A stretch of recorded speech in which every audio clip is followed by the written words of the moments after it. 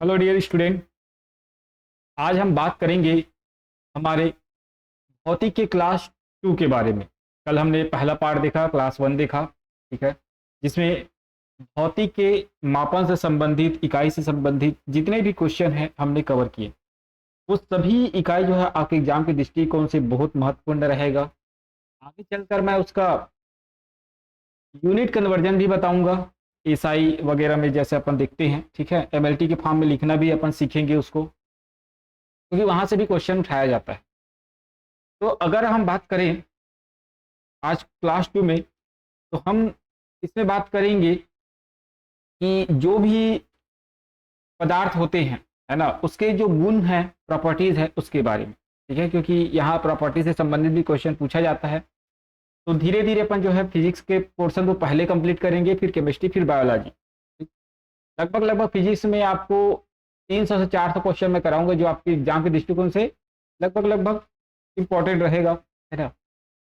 और उससे ज़्यादा भी हो सकता है क्वेश्चन की संख्या, तो देखते हैं। फिलहाल तो अभी तो आपका एग्जाम डेट घोषित नहीं हुआ है, तो जितना ज़्यादा आप पढ़ेंगे उतना अच्छा है। डेली 1 घंटे का क्लास अगर आप लेते हैं, रेगुलर बने रहते हैं, तो आपका तैयारी बहुत आसानी से हो जाएगा।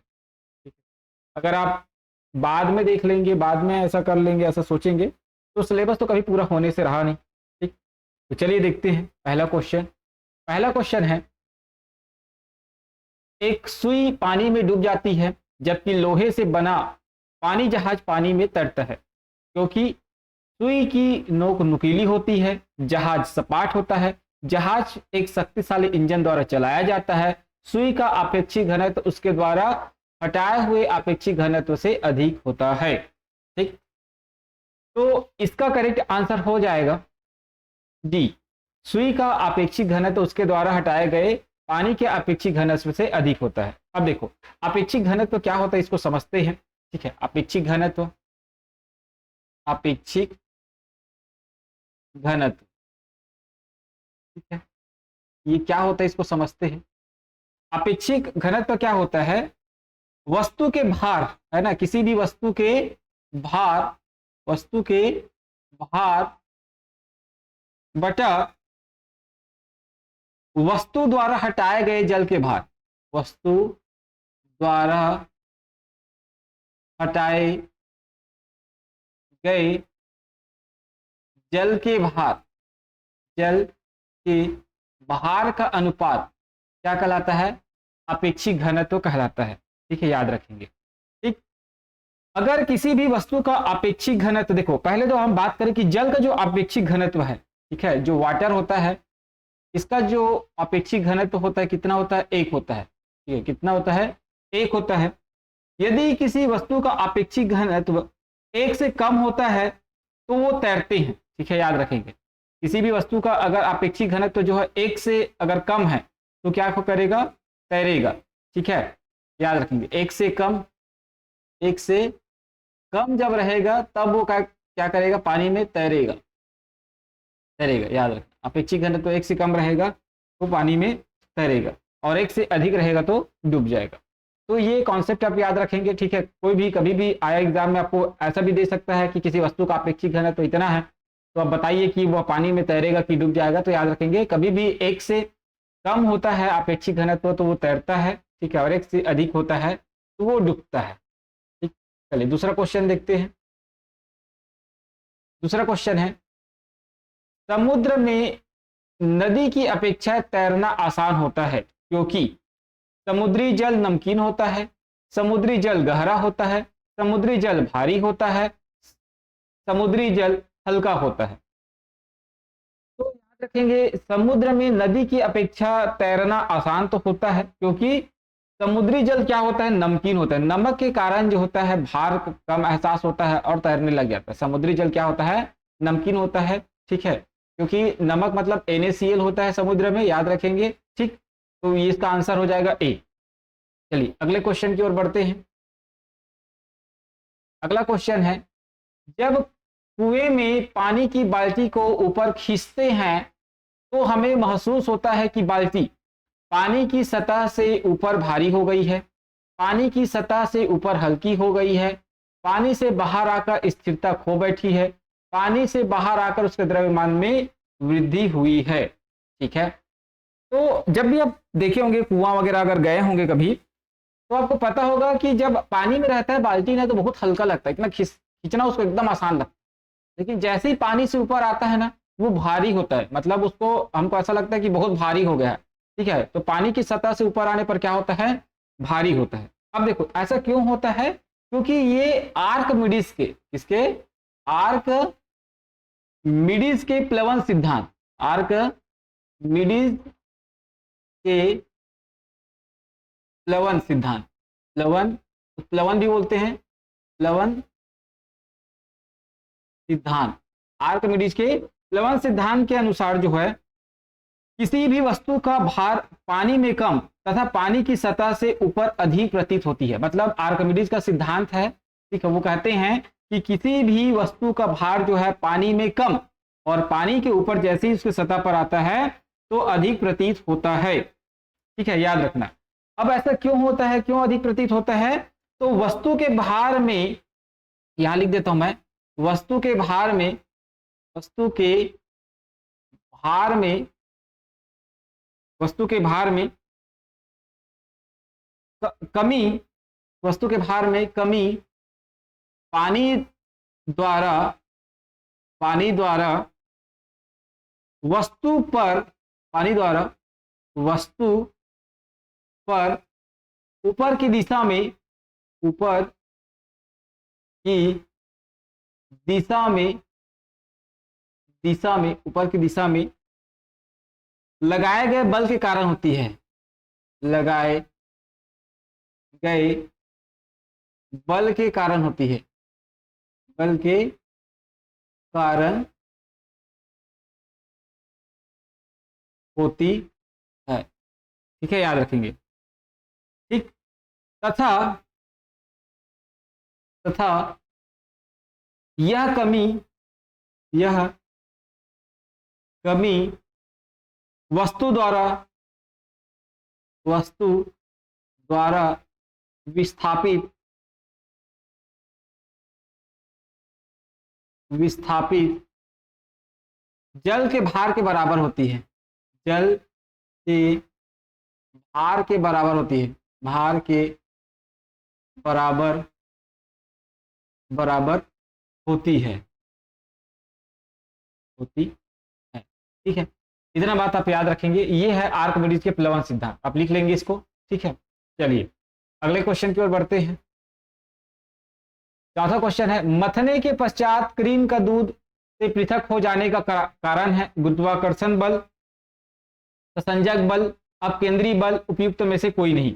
ठीक है, ऐसा क्वेश्चन जब भी आए, चाहे वॉशिंग मशीन का क्वेश्चन हो, चाहे आपका इससे रिलेटेड क्वेश्चन हो, तो ये किस कारण होता है। ठीक है, ये होता है आपका अपकेंद्री बल के कारण। किसके कारण होता है, अपकेंद्री बल के कारण। ठीक है, वॉशिंग मशीन का भी क्वेश्चन हो और इसका भी क्वेश्चन है, याद रखेंगे अपकेंद्री बल। ठीक, चलिए यहाँ भी एक बात आपको बता देता हूं मैं, अपकेंद्री अभिकेंद्री दो बल होता है।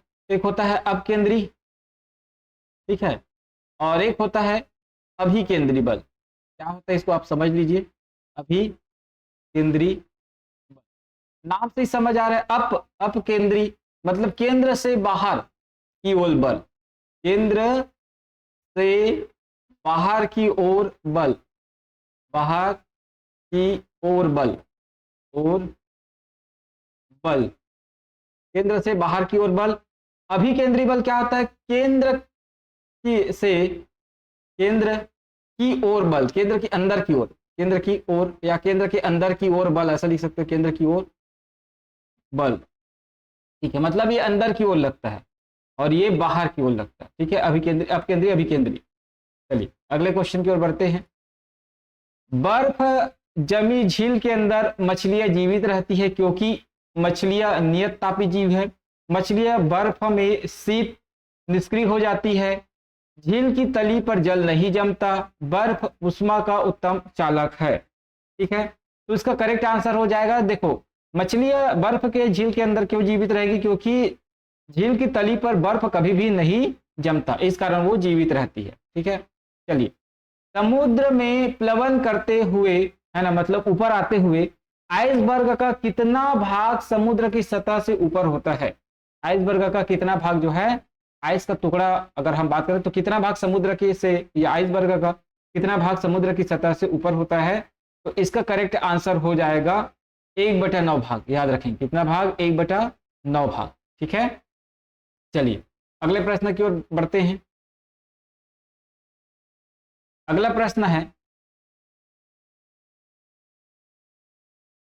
पानी के एक गिलास में एक बर्फ का टुकड़े तैर रहा है। जब बर्फ पिघलती है तो पानी के स्तर पर क्या प्रभाव पड़ेगा? बढ़ेगा, कम होगा, उतना ही रहेगा, पहले बढ़ेगा फिर कम होगा? तो अगर पानी के ग्लास में बर्फ का टुकड़ा तैर रहा है तो पानी जैसे ही बर्फ पिघलेगा तो पानी पर कोई भी प्रभाव नहीं पड़ेगा, उतना ही रहेगा। अब ऐसा क्यों होता है? देखो, मान लो आपके पास एक गिलास है, एक मिनट इसको मैं अच्छे से बना दूं। जैसे मान लो एक गिलास आपके पास ऐसा ऐसा गिलास है, ठीक है, और यहाँ पास मान लो बर्फ रखा है, ऐसे बर्फ रखा हुआ है। तो देखो ये बर्फ जो है इतना जगह का पानी हटाया हुआ है, ठीक है, इतना जगह का पानी हटाया हुआ भाई, इधर इधर पानी है समझो, इतना जगह का पानी हटाया हुआ है। जब बर्फ पिघलेगा ना तो ये जगह जो है फीलर होगा, क्या होगा, फील हो जाएगा ऐसे। इस कारण जो है कोई भी प्रभाव नहीं पड़ता, याद रखें कोई भी प्रभाव नहीं पड़ता, उतना ही रहता है। ठीक है, इसको याद रखना, कई बार पूछा जाता है, कंफ्यूजन रहता है। ठीक है, इसलिए याद रखेंगे एग्जाम्पल से। पानी का अपेक्षित घनत्व सर्वाधिक निम्नलिखित ताप पर होता है, इसको सबको पता होगा। तो पानी का जो अपेक्षित घनत्व सर्वाधिक कब होता है? 4 डिग्री सेंटीग्रेड पर। कब होता है?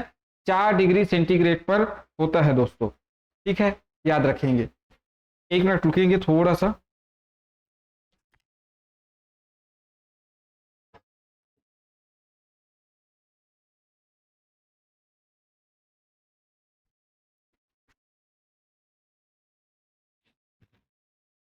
चलिए, अब साउंड क्लियर आ रहा होगा, थोड़ा सा साउंड में दिक्कत था इस कारण रुकने के लिए बोला था, अब साउंड क्लियर होगा। ठीक, चलिए अगले क्वेश्चन की ओर बढ़ते हैं। अगला क्वेश्चन है, निम्नलिखित कथनों पर विचार कीजिए। यदि केशिकत्व की परिघटना नहीं होती तो पहला, किरोसिन द्वीप का उपयोग मुश्किल हो जाता। ठीक है, दूसरा, कोई मृदु पेय का उपभोग करने के लिए स्ट्रा का प्रयोग नहीं कर पाते।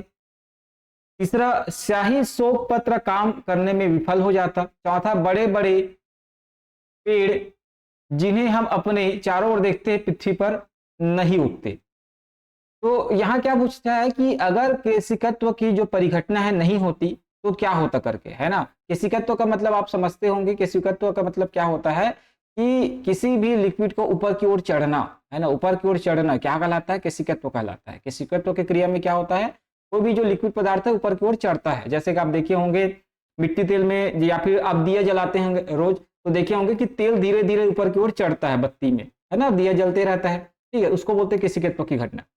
अब इसमें क्या है कि भाई अगर केशिकत्व की परिघटना नहीं होती, मान लो केशिकत्व नहीं होता तो क्या होता? तो सबसे पहली बात तो केरोसिन का उपयोग करना मुश्किल हो जाता भाई, ये बात तो एकदम सत्य है, मुश्किल होगा। स्याही शोक पत्र काम करने में विफल हो जाता, ये भी एकदम सत्य है, क्योंकि केशिकत्व की घटना के कारण स्याही ऊपर की ओर आता है, तो ये भी सही है। ठीक है, अगर हम बात करें बड़े पेड़ जिन्हें हम अब चारों ओर देखते हैं पृथ्वी पर नहीं उगता, ये भी सही बात है, क्योंकि पानी ही नहीं चल पाता तो इसका डेवलपमेंट कैसे हो पाता, है ना, खनिज पदार्थ नहीं मिल पाता, उसको पानी के थ्रू मिलता है, तो ये भी है। क्या कोई मृदु पेय का उपयोग करने के लिए स्ट्रा का प्रयोग नहीं कर पाते? केवल मृदु पेय क्यों, इसमें खारा पदार्थ भी आ सकता है, क्यों नहीं आ सकता? जो भी लिक्विड चीज है, चाहे वो खारा हो, मीठा हो, है ना, या बिना खारा मीठा का हो, है ना, कोई भी टेस्ट लेस हो, सब आ सकता है। तो इसमें मृदु पेय का कहने का क्या मतलब है ना, कोई भी लिक्विड पदार्थ हो स्ट्रा का उपयोग नहीं कर पाते। ठीक है, तो केवल इसमें ये दे दिया है मृदु पेय का उपयोग, उपभोग करने के लिए स्ट्रा का उपयोग नहीं कर पाते, इसीलिए गलत है। इसके अलावा मान लो ये बोलता कि कोई भी पेय पदार्थ का उपभोग करने के लिए स्ट्रा का प्रयोग नहीं कर पाते, तो ये सही होता।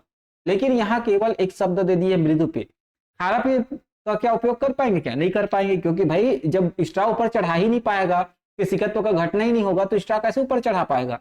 तो खारा पदार्थ हो, चाहे वो टेस्टलेस हो, कुछ भी हो, कोई भी लिक्विड पदार्थ हो, वो स्ट्रा के बिना, मतलब स्ट्रा से ऊपर नहीं चढ़ पाएगा केशिकत्व के बिना।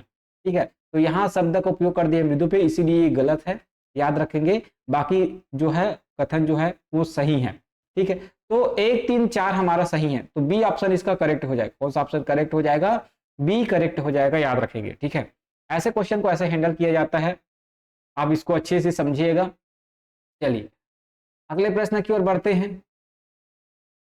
वस्तु की मात्रा बदलने पर अपरिवर्तित रहेगा आयतन, भार, द्रव्यमान, घनत्व। वस्तु की मात्रा बदलने पर क्या परिवर्तित रहेगा? देखते हैं क्या परिवर्तित रहेगा। तो वस्तु की मात्रा बदलने पर न अपरिवर्तित रहेगा घनत्व, याद रखेंगे। क्या रहेगा? घनत्व। चाहे आप 1 kg पेट्रोल ले लो, 1 लीटर पेट्रोल ले लो, है ना, चलो मैं पेट्रोल की बात करता हूँ। 1 लीटर पेट्रोल ले लो, 1 लीटर पेट्रोल ले लो, चाहे आप ½ लीटर पेट्रोल ले लो। आप पेट्रोल टैंक तो गए होंगे, पेट्रोल ले लो, दोनों पेट्रोल ले लो, 1 लीटर पेट्रोल ले लो और ½ लीटर पेट्रोल ले लो। जब आप पेट्रोल डलाने जाते हैं तो टंकी में देखे होंगे डेंसिटी लिखा होता है।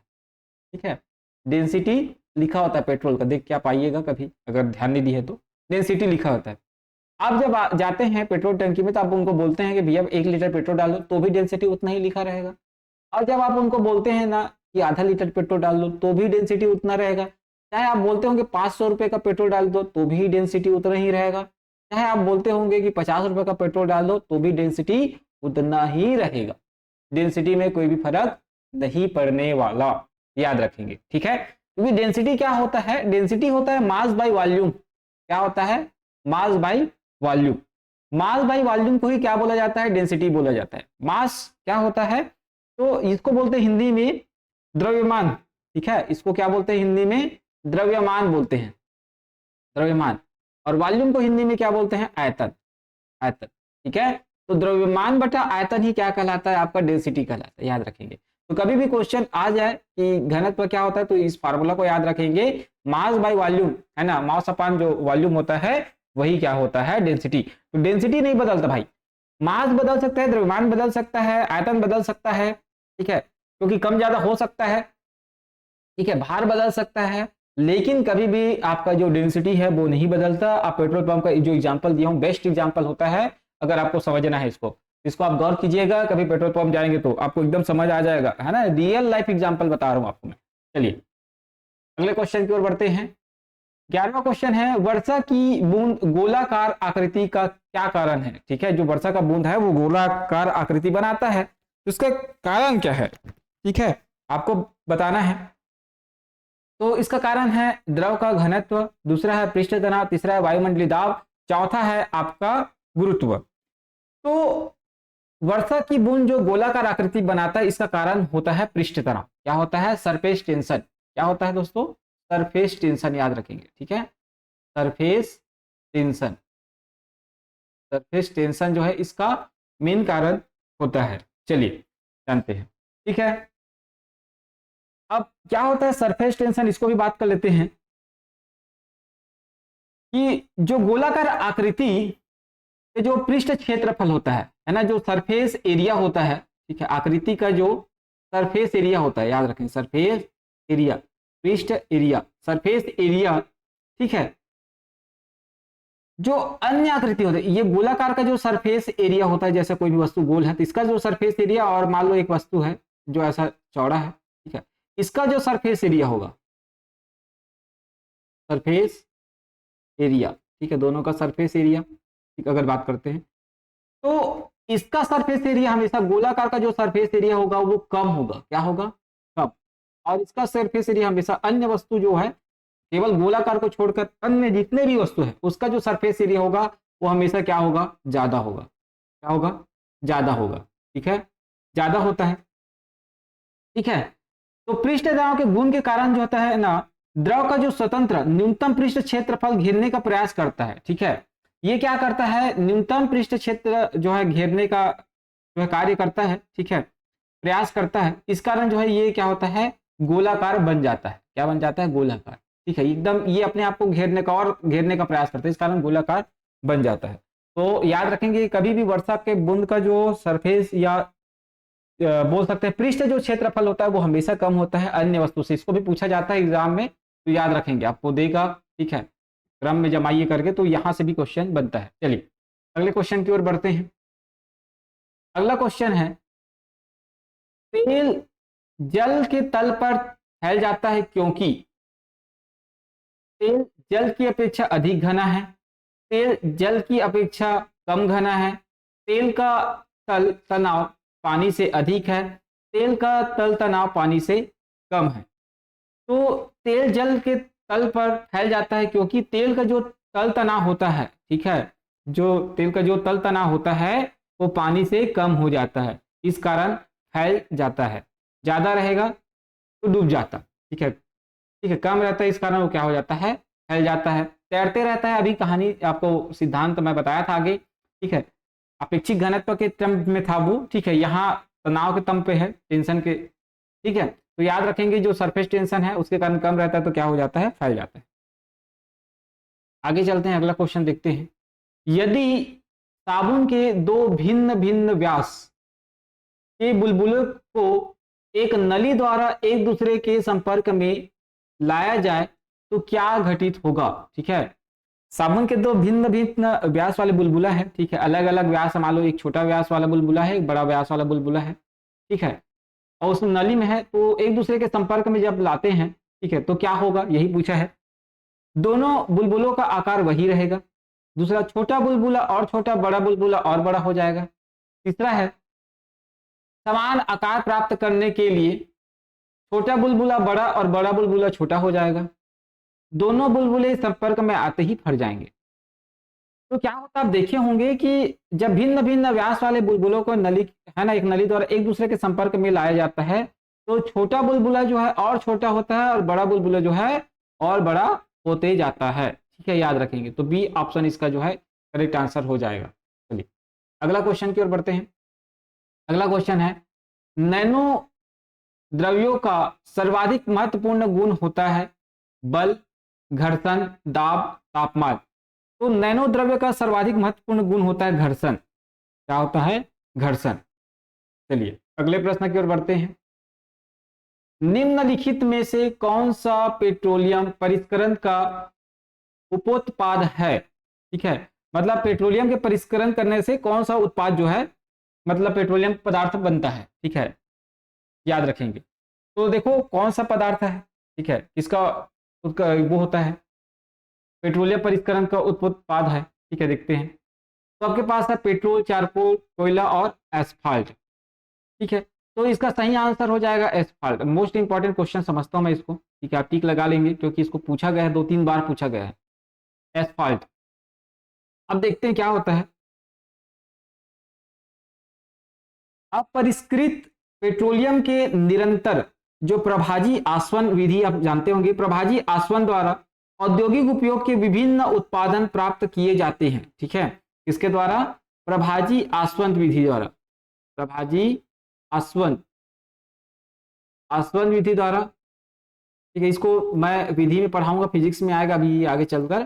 प्रभाजी आसवन विधि द्वारा जो है उत्पादन किया जाता है, क्या किया जाता है, उत्पादन किया जाता है, ठीक है, याद रखेंगे। यह प्रक्रिया देखो, प्रभाजी आसवन द्वारा जो उत्पादन किया जाता है ना, यह प्रक्रिया क्या कहलाता है, परिष्करण, क्या कहलाता है, परिष्करण कहलाता है, ठीक है, कहलाती है।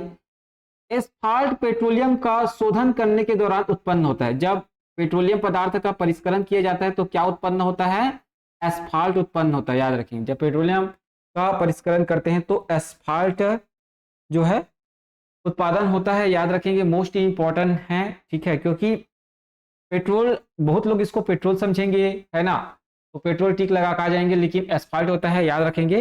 प्रभाजी आसवन विधि द्वारा उत्पादन परिष्करण कराता है और परिशोधन, परिशोधन कहने का मतलब जो भी उसमें गंदगी है उसके बाद उसको शोधन करके क्या किया जाता है, इसका परिष्करण किया जाता है, तो यही क्या बनता है, एस्फाल्ट बनता है, याद रखेंगे, ठीक है। चलिए अगले प्रश्न की ओर बढ़ते हैं। अगला प्रश्न है, एक ही पदार्थ से बने 4 तार, ठीक है, 4 अलग अलग प्रकार के तारे हैं जिनकी विमाएं नीचे दी गई हैं, अलग अलग बार एक ही भार से खींचते हैं, ठीक है, अलग अलग बार जो है सबको एक ही भार से खींचते हैं, ठीक है, सबको अलग अलग करके खींचते हैं, लेकिन जो भार होता है एक ही होता है, जितना बल है उतना ही। उनमें से किस एक में अधिकतम दैर्ध्य वृद्धि होगी, ठीक है, किसमें जो है अधिक तनाव होगा, कितना कौन जो है अधिक बढ़ेगा, कौन लंबे समय तक रहेगा, ठीक है, टूटेगा नहीं। तो देखते हैं, आपके पास 4 ऑप्शन है। देखो इसको अगर हम समझे तो इसके पहले ना, ये किसकी बात कर रहा है, अगर यंग मॉडुलस का बात करता है, किसके बारे में बात करता है, यंग मॉडुलस। अब आपको समझाता हूं क्या होता है, 12वीं कक्षा में पढ़े होंगे यंग मॉडुलस, ठीक है, या इसी को बोलते हैं इलास्टिसिटी के बारे में बात कर रहा है, इलास्टिसिटी के बारे में बात करते हैं, ठीक है, इलास्टिसिटी बोलते हैं इसी को, ठीक है। इलास्टिसिटी कहने का मतलब है, यंग मॉडुलस कहने का मतलब है, या इसी को हिंदी में अगर बोला जाए तो यंग प्रत्यास्थता, प्रत्यास्थता गुणांक, प्रत्यास्थता गुणांक, गुणांक, ठीक है, या इसी को बोलते हैं इलास्टिसिटी। कहने का मतलब है जो रबड़, आप जानते हैं ना रबड़, जो रबड़ को खींचते हैं उसके बाद छोड़ते हैं, फिर से पुनः अपनी अवस्था में आ जाता है, ठीक है, उसी को बोलते हैं इलास्टिसिटी, ठीक। तो इसके लिए फार्मूला होता है, ठीक है, इसके लिए क्या फार्मूला होता है, देखो ये होता है, अगर मैं यंग मॉडुलस के बारे में बात करूं तो यंग मॉडुलस को मैं y से दर्शाता हूं, और ये होता है आपका बल, ये इसको अगर बोलते हैं stress upon strain, stress upon strain, strain. आपको मैं एकदम सिखा रहा हूं, इसको एकदम पढ़िएगा, इंजीनियरिंग का ये पोर्शन है, 12th क्लास में भी पढ़ते हैं इसको, ठीक है। स्ट्रेस अपॉन स्ट्रेन, बेसिक तो ये 12th क्लास में है, 11th क्लास में है। स्ट्रेस अपॉन स्ट्रेन होता है। स्ट्रेस कहने का मतलब होता है तनाव, दोनों चीज को समझेंगे। स्ट्रेस का मतलब होता है तनाव, और स्ट्रेन का मतलब होता है, अगर मैं बात करें तो स्ट्रेन का मतलब होता है कि किसी भी प्रकार का कोई भी परिवर्तन नहीं होता। स्ट्रेन का मतलब होता है कोई भी परिवर्तन नहीं होना, ठीक है, change in the length, original length बोलते हैं इसको। चलो मैं समझा रहा हूँ। तो स्ट्रेस का मतलब हिंदी में तनाव, स्ट्रेन का मेरे को एक्चुअल हिंदी मीनिंग नहीं पता है, मैं आपको समझाऊंगा तो समझ आएगा। अब स्ट्रेस क्या होता है, स्ट्रेस इसको समझते हैं।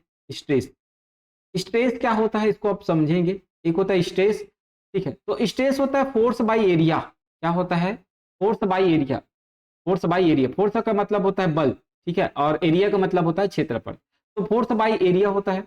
स्ट्रेन क्या होता है, स्ट्रेन, स्ट्रेन कहने का मतलब होता है change in the length upon original length, change in the length upon original length. Change in the length कहने का मतलब क्या होता है कि लंबाई में परिवर्तन। क्या होता है, लंबाई में परिवर्तन, लंबाई में परिवर्तन, ठीक है, अपॉन ओरिजिनल लंबाई, मतलब जो मूलभूत लंबाई है वो, अपॉन ओरिजिनल लंबाई, original length, original length, change in the length in original length, ठीक है, याद रखेंगे ये चीज। अब आपको एक चीज क्लियर करना चाहता हूं दोस्तों, यहां याद रखेंगे, मोस्ट इंपॉर्टेंट कॉन्सेप्ट बता रहा हूं आपको, जो हमेशा आपको काम आएगा, बहुत इंपॉर्टेंट कॉन्सेप्ट है, इसको यहां समझो। अगर मैं बात करूं, एक होता है प्रेशर, एक होता है प्रेशर, ठीक है, और एक होता है स्ट्रेस। बहुत लोगों को यही अंतर नहीं मालूम होता, एक होता है प्रेशर, एक होता है स्ट्रेस। दोनों का मतलब क्या होता है, दोनों का फार्मूला देखेंगे तो एफ अपॉन ए आएगा। प्रेशर भी क्या होता है, बल अपॉन एरिया, और स्ट्रेस भी क्या होता है, फोर्स अपॉन एरिया, ठीक है, दोनों चीज यहीं से आता है, दोनों में फोर्स अपॉन एरिया। लेकिन दोनों में अंतर क्या है, प्रेशर एक्सटर्नल फोर्स होता है, प्रेशर क्या होता है, एक्सटर्नल फोर्स होता है, एक्सटर्नल फोर्स होता है, ठीक है, एक्सटर्नल होता है प्रेशर। और जो स्ट्रेस होता है ना, ये इंटरनल होता है, इंटरनल, इंटरनल, इंटरनल। अब देखो कैसे एक्सटर्नल कैसे इंटरनल। मैं अगर आपको बोलूं कि आज आपको 2 चैप्टर एनी हाउ पढ़ के आना है, 2 चैप्टर एनी हाउ पढ़ के आना है, आप एकदम बिजी घर में, फिर भी मैं आपको बोल रहा हूँ कि अब 2 चैप्टर पढ़ के आना है, नहीं आएंगे तो आपको मार पड़ेगा, ठीक है। तो आपके ऊपर मैं प्रेशर डाल रहा हूँ कि आपको 2 चैप्टर एनी हाउ करके ही आना है, कुछ भी हो जाए। तो मैं आपके ऊपर क्या डाल रहा हूँ, प्रेशर डाल रहा हूँ कि आपको करना ही करना है। और आपको घर में काम है, आप सोच रहे हैं कि मैं कर पाऊंगा नहीं कर पाऊंगा, लेकिन सर बोले हैं तो करना ही है, ठीक है। तो आप क्या ले रहे हैं, स्ट्रेस ले रहे हैं। तो स्ट्रेस कहाँ से जनरेट हो रहा है, आपके माइंड से, इंटरनल, इंटरनल जनरेट हो रहा है। मैं आपके ऊपर बाहर से है ना, मैं आपसे अलग हूं, तो बाहर से आपको दबाव डाल रहा हूं आपके दिमाग में कि आपको करके ही आना है, पढ़ के ही आना है 2 चैप्टर। बस समझ आ रहा है। तो मैं एक्सटर्नल डाल रहा हूं आपके दिमाग में फोर्स, ठीक है, और आप उसको हैंडल करने के लिए इंटरनल क्या ले रहे हैं, टेंशन ले रहे हैं, स्ट्रेस ले रहे हैं। बात समझ आ रहे हैं? टेंशन अलग चीज होता है, स्ट्रेस ले रहे हैं, ठीक। तो दोनों ना एक दूसरे के अपोजिट कार्य करते हैं, याद रखेंगे। ये एक्सटर्नल काम करेगा तो ये इंटरनल काम करेगा, लेकिन एक साथ काम करता है, ठीक है। किसी भी वस्तु में एक साथ काम करता है। जब उसमें प्रेशर डाला जाता है तो अंदर से वो स्ट्रेस रिलीज करता है, इंटरनल रिलीज करता है, ठीक है। तो यहां तक आपको कॉन्सेप्ट क्लियर हुआ होगा। अब देखो ये क्या होता है, अब यंग मॉडुलस को समझते हैं अब, ठीक है। यंग मॉडुलस, अभी स्ट्रेस का फार्मूला बताया, स्ट्रेन का फार्मूला बताया।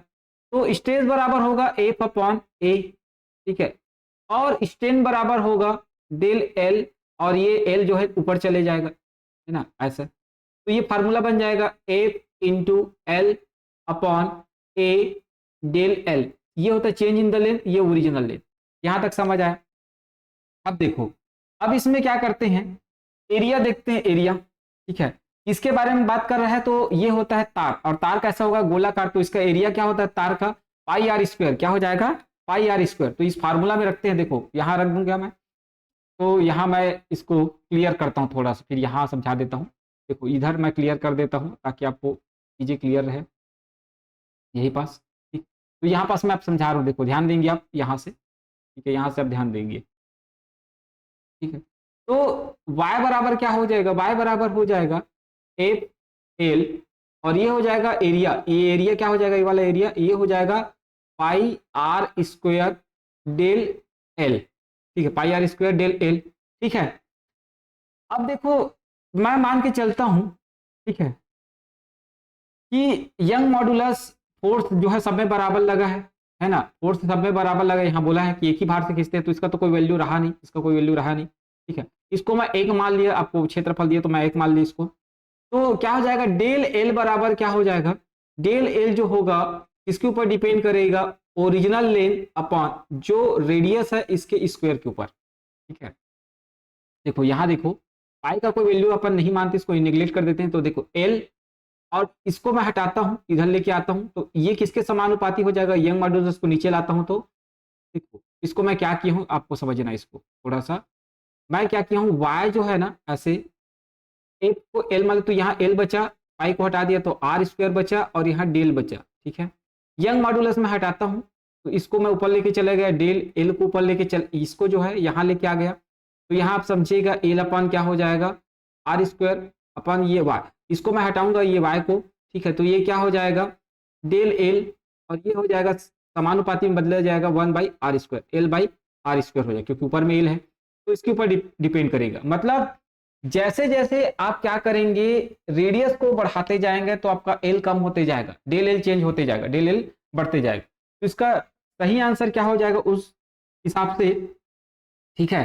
तो इलोंगेशन, जो धैर्य वृद्धि उसको क्या बोलते हैं, इलोंगेशन बोलते हैं, ठीक है। तो याद रखेंगे कि जैसे जैसे मैं क्या करूंगा, देखो एल, देखो यहाँ एल को देखना है, लंबाई बढ़ेगा, जैसे जैसे देखो लंबाई ज्यादा होगा तो डेल एल भी ज्यादा होगा, del L change in the length क्या होगा, ज्यादा, ठीक है। व्यास क्या होगा, कम रहेगा, ठीक है। तो इसके हिसाब से ये ज्यादा, हमेशा इसको ज्यादा होना चाहिए और इसको कम। तो देखो यहाँ जस्ट अपोजिट है, बाकी जगह तो यहाँ ये ज्यादा है, एल आपका लंबाई जो है ज्यादा है, और जो व्यास है वो क्या है, कम। व्यास हमेशा आर, रेडियस जो है कम होना चाहिए, और लेंथ क्या होना चाहिए, ज्यादा होना चाहिए। तो इस हिसाब से हमारे फार्मूला में कौन सा बैठ रहा है, ये वाला टर्म्स जो है बैठ रहा है, याद रखिए। तो इतना जो है मैं आपको समझाया हूँ कि मोस्ट इंपॉर्टेंट है आपके एग्जाम के दृष्टिकोण से, इससे रिलेटेड क्वेश्चन अगर आता है तो आपसे बनना चाहिए, ठीक है। तो आप इसको बहुत अच्छे से लिखिएगा, अच्छे से समझिएगा, ठीक। चलिए अगले क्वेश्चन की ओर बढ़ते हैं, ठीक। अब ये सब चीज़ों को मैं क्लियर कर देता हूँ, जो नहीं लिखे एक बार लिख लीजिएगा इसको, वीडियो रोक के। चलिए अब अगला क्वेश्चन को भी समझना जरूरी है। अगला क्वेश्चन क्या है, निम्नलिखित में से किस एक के लिए केशिकत्व मात्र कारण नहीं है, केशिकत्व मात्र कारण नहीं है, ठीक है। तो याद रखेंगे, एकमात्र कारण नहीं है बोला, एकमात्र कारण बोला है। शाही का सोगना केशिकत्व के ऊपर चढ़ निर्भर करता है, भूमिगत जल को ऊपर चढ़ना, सूती कपड़े पर जल की बूंदों का फैलना, पौधों की जड़ों में जल का इसके पर्ण समूह की ओर बढ़ना। शाही का सोखना ये है भाई, ये भी है भूमिगत जल को ऊपर चढ़ना के शुष्कत्व का कारण, ये भी है। सूती कपड़ों का जल की बूंदों पर फैलना, ये नहीं है। ठीक है, सूती कपड़ों पर जल की फैलना ये भी होता है। एक मिनट, इसमें ना थोड़ा सा समझना पड़ेगा, क्योंकि ये बोला क्या है कि पर्ण समूह की ऊपर की ओर बढ़ना बोल रहा है, क्योंकि जड़ों से जो है ऊपर की ओर तो चढ़ता है, लेकिन पर्ण समूह के ऊपर की ओर, ठीक है, ये गलत है। तो डी इसका सही आंसर होना चाहिए, एकमात्र कारण ये नहीं है। ठीक है, याद रखेंगे, बाकी तीनों है। ठीक है, इसको थोड़ा सा देख लीजिएगा। ठीक, चलिए अगले प्रश्न की ओर बढ़ते हैं। अगला प्रश्न है, जब किसी झील की तली से उठकर वायु बुलबुला ऊपर सतह तक आएगा तो उसका आकार बढ़ जाएगा, घट जाएगा, यथावत बना रहेगा, चपटा होकर तस्तरी नुमा हो जाएगा। ठीक है, जब किसी झील की तली से ऊपर उठकर वायु बुलबुला जो है सतह की ओर आता है तो उसका आकार जो है क्या होता है, बढ़ता है। आप देखे होंगे, ठीक है, जब बुलबुला ऊपर की ओर आता है तो आकार बढ़ता है, क्या होता है, आकार बढ़ता है। ठीक, याद रखेंगे, क्योंकि दबाव जो है क्या होता है, घटने लग जाता है, इस कारण जो है बढ़ता है। ठीक है, दबाव घटता है तो आयतन बढ़ेगा। ठीक है, जैसे जैसे दबाव घटता है तो आयतन बढ़ता है, आयतन बढ़ने के कारण जो बुलबुला है वो बड़ा हो जाएगा। चलिए अगले प्रश्न की ओर बढ़ते हैं। बैरोमीटर पठन में अचानक गिरावट हो जाने के कारण निम्नलिखित में से कौन से मौसमी दशा इंगित होती है? इसको आप जानते हैं, तूफानी मौसम। इसका आंसर क्या होता है, तूफानी मौसम। जब भी बैरोमीटर में एकाएक गिरावट आए, याद रखेंगे, जब भी एकाएक गिरावट आए, अचानक गिरावट आए, तो इसको बोलते हैं तूफानी मौसम। ठीक है, चलिए अगले प्रश्न की ओर बढ़ते हैं। अगला प्रश्न है, हवाई जहाज से यात्रा करते समय पेन से स्याही निकलने लगती है क्योंकि, ठीक है, वायु दाब में कमी के कारण, दूसरा है वायु दाब में वृद्धि के कारण, स्याही के आयतन में वृद्धि के कारण, अत्यधिक भार के कारण। तो जब ऊपर की ओर जाते हैं तो हम जानते होंगे, पर्वतारोही को आप सुने भी होंगे कि बहुत सारे पर्वतारोही बताते हैं कि जब ऊपर की ओर चढ़ा जाता है पहाड़ वगैरह में, तो देखेंगे या आप खुद महसूस किए होंगे, कभी डूंगरगढ़ की पहाड़ी चढ़े होंगे या कभी अन्य पहाड़ी जगह में चढ़े होंगे मंदिर मस्जिद का दर्शन करने के लिए, तो आप वहां जानते हैं जब ऊपर जब चढ़ते हैं तो सांस फूलने लग जाता है। ठीक है, क्यों, क्योंकि वहां क्या होता है, वायु दाब कम होता है। ठीक है, और वायु दाब जब कम होता है तो जाहिर सी बात है सांस फूलने लग जाएगा, आपको ज्यादा सांस, आपका शरीर जो है ज्यादा सांस, इसलिए अब जल्दी जल्दी जल्दी जल्दी सांस लेते हैं। बात समझ आ रहा है, क्यों, क्योंकि वायु दाब कम है। वायु दाब कम है तो आपके शरीर को क्या चाहिए, ऑक्सीजन चाहिए, तो आप जल्दी जल्दी सांस लेने लग जाते हैं, फिर थकावट लगता है। ठीक है, तो वायु दाब की कमी के कारण ऐसा होता है।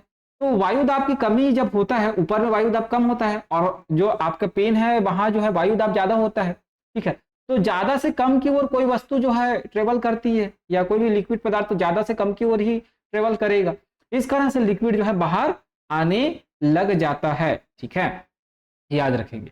चलिए अगले प्रश्न की ओर बढ़ते हैं। साबुन के बुलबुले के अंदर का दाब वायुमंडलीय दाब से अधिक होता है, वायुमंडलीय दाब से कम होता है, वायुमंडलीय दाब के बराबर होता है, वायुमंडलीय दाब के आधा होता है। ठीक है, याद रखेंगे। तो याद रखेंगे कि साबुन के बुलबुले के अंदर का दाब जो होता है वायुमंडलीय दाब से अधिक होता है। क्या होता है, वायुमंडलीय दाब से अधिक होता है, क्योंकि जल में साबुन घुलने पर उसका पृष्ठ तनाव क्या हो जाता है, कम हो जाता है। ये बात हम पढ़े हैं, तभी तो कपड़ा साफ होता है।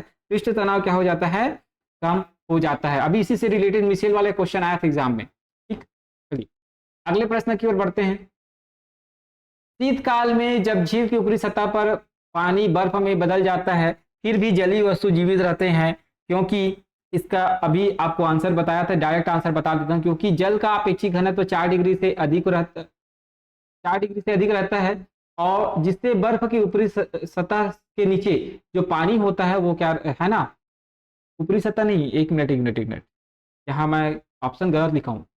पानी का घनत्व 4 डिग्री सेंटीग्रेड सबसे अधिक रहता है, जिससे बर्फ की ऊपरी सतह के नीचे, हाँ, पानी रहता है। ठीक है, याद रखेंगे, बर्फ केवल ऊपर में ही रहता है और नीचे में क्या रहता है, पानी रहता है। कभी भी ना समुद्र वगैरह का जब जल जो है जमता है तो नीचे में कभी भी जो है पानी नहीं जमता, केवल ऊपरी सतह ही जमता है। तो जो भी जलीय जीव है वो जीवित रहता है, याद रखेंगे, केवल बाहर ऊपरी सतह जमता है। इसीलिए अगर आप उसमें चलने की कोशिश करेंगे तो आप नीचे डूब जाएंगे। पिक्चर देखे होंगे, कई तो पिक्चर में दिखाता है ऊपरी सतह एकदम जमा रहता है, नीचे जो है पानी रहता है। ठीक है, तो ये है इसका कारण। ठीक है, इस कारण वो जीवित रहता है। चलिए अगले प्रश्न की ओर बढ़ते हैं।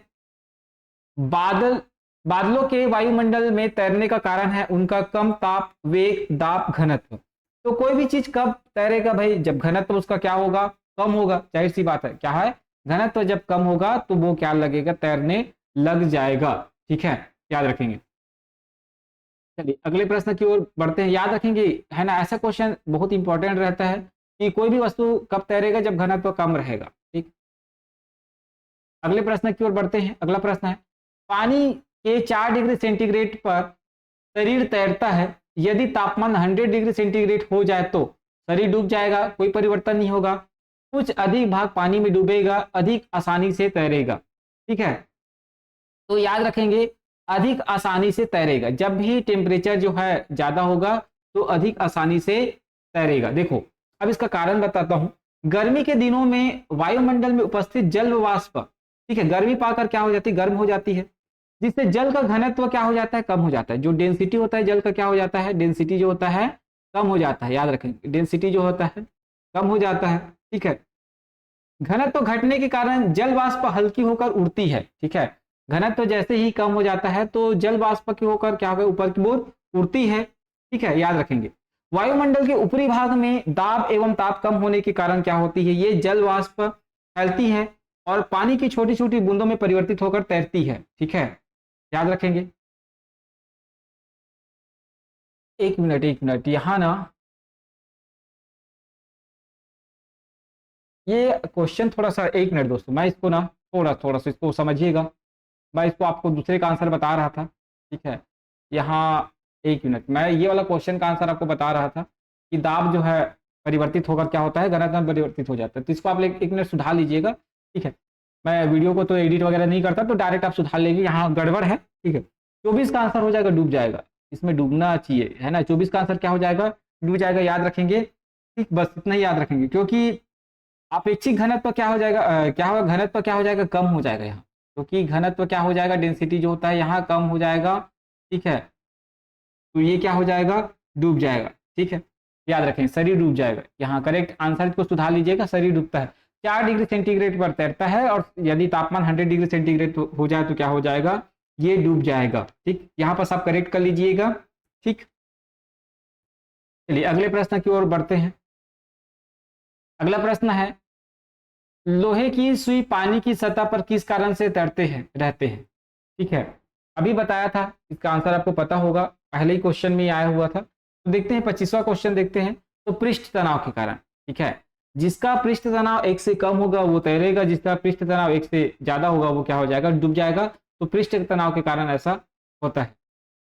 ठीक है, चलिए अगले क्वेश्चन की ओर बढ़ते हैं। स्थिति विज्ञान निम्नलिखित में से किससे संबंधित है? गतिमान स्थिति से, विश्राम की स्थिति से, मानसिक स्थिति से, आंकड़ों की स्थिति से। तो स्थिति विज्ञान बोला है, स्टैटिक बोला है, स्टैटिक साइंस, है ना, स्टैटिक की बात कर रहे हैं। मतलब ये गतिमान को तो नहीं बताएगा भाई, ये तो हो ही नहीं सकता। मानसिक स्थिति, आंकड़ों की स्थिति नहीं हो सकता। विश्राम की स्थिति, विश्राम, है ना, आराम की स्थिति इसको बोलते हैं। क्या बोलते हैं? आराम की स्थिति बोलते हैं, आराम की स्थिति। ठीक है, इसको आप समझेंगे। आराम की स्थिति को ही हम क्या बोलते हैं? स्टैटिक साइंस बोलते हैं। ठीक है, तो 26 का बी हो जाएगा। चलिए अगले प्रश्न की ओर बढ़ते हैं। मोबाइल तथा ऑटोमोबाइल ने भारतीयों, विशेष रूप से ग्रामीण क्षेत्र के लोगों को सामाजिक जीवन में निम्नलिखित में से किससे संबंध में क्रांति ला दी है? ठीक है, तो याद रखेंगे, लोगों के आवागमन के संबंध में, हाँ भाई ऑटोमोबाइल रहेगा तो लोग आना जाना कर पाएंगे। लोगों के जुड़ाव के संबंध में, हाँ मोबाइल है तो जुड़ाव भी है, लगातार फोन में बातचीत होता रहता है। ठीक है, लोगों की संवेदनशीलता के संबंध में नहीं, संवेदनशीलता के संबंध में नहीं हो सकता, क्योंकि इतना संवेदनशील तो लोग, क्या मोबाइल आने से लोग संवेदनशील हो जाएंगे? क्या ऑटोमोबाइल आने से, क्या गाड़ी कार आने से लोग संवेदनशील हो जाएंगे? क्या नहीं भाई, तो ये उचित नहीं है। तो मेरे हिसाब से 1 और 2 सही आंसर होगा, केवल 1 और 2 जो है इसका सही आंसर होगा। ठीक है, चलिए अगले प्रश्न की ओर बढ़ते हैं। मिट्टी का तेल पानी के ऊपर इसलिए तैरता है क्योंकि उसका घनत्व पानी के घनत्व से अधिक होता है, उसका घनत्व पानी के घनत्व से कम होता है, उसका घनत्व पानी के घनत्व के बराबर होता है, उपयुक्त में से कोई नहीं। अभी बताया था किसी भी वस्तु का, कोई भी पदार्थ हो या वस्तु हो, अगर उसका घनत्व पानी के घनत्व से कम है तो जाहिर सी बात है तैरेगा, अगर घनत्व ज्यादा है तो डूबेगा। भाई घनत्व ज्यादा है मतलब वजन ज्यादा होगा तो डूब जाएगा, घनत्व कम है तो वजन कम है तो तैरेगा। तो ये क्या हो जाएगा, इसका करेक्ट आंसर होगा उसका घनत्व पानी के घनत्व से कम है। ठीक है, याद रखेंगे। चलिए अगले क्वेश्चन की ओर बढ़ते हैं। ऑटोमोबाइल के हाइड्रोलिक ब्रेक के कार्य करने का सिद्धांत है आर्किमिडीज का सिद्धांत, न्यूटन की गति का सिद्धांत, बर्नौली का सिद्धांत, पास्कल का सिद्धांत।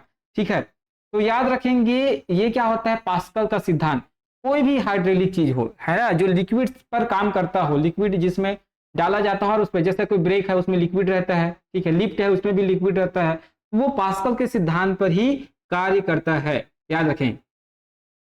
ठीक, तो ये क्या होता है, पास्कल के नियम में समान जो है दाब प्रत्येक स्थान पर लगता है, याद रखेंगे। तो पास्कल के सिद्धांत पर काम करता है, जैसे भी लिक्विड वाला चीज आए तो पास्कल के सिद्धांत। बत्ती वाले स्टोव में केरोसिन के बत्ती ऊपर चढ़ने का कारण अभी बताया था, परासरण, विसरण, पृष्ठ तनाव, द्रव्य जल संकुचन। तो इसका क्या आंसर हो जाएगा, तो इसका आंसर हो जाएगा पृष्ठ तनाव। क्या हो जाएगा, पृष्ठ तनाव, पृष्ठ तनाव है। ठीक है, क्योंकि इसमें केशिकत्व का सिद्धांत भी काम करता है, केशिकत्व। ठीक है, याद रखेंगे। तो पृष्ठ तनाव, केशिकत्व घर्षण या केशिका कारण भी है ना, केशिकत्व का कारण एक होता है, तो याद रखेंगे पृष्ठ तनाव इसमें। ठीक, चलिए अगले प्रश्न की ओर बढ़ते हैं। ये लास्ट क्वेश्चन है। एक केस नली में जल की अपेक्षा एक तरल अधिक ऊंचाई तक चढ़ता है तो इसका कारण है। एक केस नली में जल की अपेक्षा एक तरल अधिक ऊंचाई पर चढ़ता है तो इसका कारण है, तरल जल की अपेक्षा अधिक श्यान है, तरल का ताप जल की अपेक्षा अधिक है, तरल का पृष्ठ तनाव जल की अपेक्षा कम है, तरल का पृष्ठ तनाव जल की अपेक्षा ज्यादा है। ठीक है, तो एक केस नली में जल की अपेक्षा एक तरल पदार्थ अधिक ऊंचाई पर चढ़ता है, जल की छोड़ एक कोई भी अन्य तरल पदार्थ है वो अधिक ऊंचाई पर चढ़ता है तो उसका कारण है तरल का पृष्ठ तनाव जल की अपेक्षा ज्यादा है। जिसका पृष्ठ तनाव ज्यादा होगा, ठीक है, जिसका पृष्ठ तनाव ज्यादा होगा वो जल्दी से ऊपर की ओर चढ़ेगा। इस क्वेश्चन को आप देख लीजिए, है ना, पृष्ठ तनाव के कारण ये जल्दी ऊपर की ओर चढ़ता है। ठीक है, तो डी इसका करेक्ट आंसर हो जाएगा। तो दोस्तों ये रहा आज का हमारा 32 क्वेश्चन, 31 क्वेश्चन। ठीक है, तो इस चैप्टर से संबंधित है। आपके लिए डेली मैं क्वेश्चन लेके आऊंगा, बस आप धैर्यपूर्वक जो है इसको आप बने रहे मेरे साथ और धीरे धीरे पढ़ाई करते रहें। ठीक है, तभी जाके आप चीज़ों को अचीव कर पाएंगे, लगातार आपको समझ रहेगा, लगातार आपके दिमाग में बैठा रहेगा। ठीक है, जितना एमसीक्यू मैं करा रहा हूँ मैं समझता हूँ ये मोस्ट इंपॉर्टेंट एमसीक्यूज है। इसके अलावा मैं आगे चलकर जब आपके पास समय रहेगा, हमारा एमसीक्यू सीरीज खत्म हो जाएगा, टेस्ट वगैरह लूंगा, तो आपको अपने आप में अंतर समझ आएगा कि आपने क्या पढ़ा है और बाकी क्या पढ़े हैं। क्योंकि मैं आपको न केवल क्वेश्चन करा रहा हूँ लेकिन जहाँ कॉन्सेप्ट है वहाँ कॉन्सेप्ट भी बता रहा हूँ, है ना। जैसे अभी आपको बताया यंग मॉड्यूलस का कॉन्सेप्ट, तो वैसे हर जगह कॉन्सेप्ट नहीं होता, है ना। चीज़ों में आपको कॉन्सेप्ट मिलेगा, कुछ कुछ चीज़ों में जो आपको याद रखना पड़ेगा। केमिस्ट्री में आपको भी चीज़ें बताऊंगा, बायोलॉजी में बताऊंगा। तो आप बस धैर्यपूर्वक वीडियो में बने रहे। पहली बार आए हैं तो सब्सक्राइब जरूर करिएगा। और दोस्तों आपसे ना मैं कोई फीस ले रहा हूँ, ना किसी भी प्रकार का कुछ भी चीज़, आपको पीडीएफ भी इसमें प्रोवाइड कर रहा हूँ। तो बस आपका एक फर्ज बनता है कि इसको जरूर शेयर करिएगा अपने व्हाट्सअप स्टेटस में, फेसबुक में, जहाँ जहाँ आप जुड़े हैं, जैसे जैसे जो भी स्टूडेंट आपसे जुड़े हुए हैं उस तक आप इसको पहुँचाइएगा। क्योंकि आपके सपोर्ट के कारण ही जो है मैं आगे, मेरे अंदर मोटिवेशन आएगा और जो है मैं इसको कंटिन्यू कर पाऊँगा। क्योंकि मोटिवेशन ही सबसे बड़ा ज़रूरी होता है पढ़ाने में। अगर आप इंटरेस्ट नहीं लेंगे तो मेरा भी मोटिवेशन डाउन हो जाए। ठीक है, तो आप अगर आपको पढ़ना है, वाकई में आपको फ़ायदा मिल रहा है, तो ज़रूर इसको शेयर करिए। ठीक है, चलिए आज के लिए बस इतना ही, कल फिर मिलते हैं।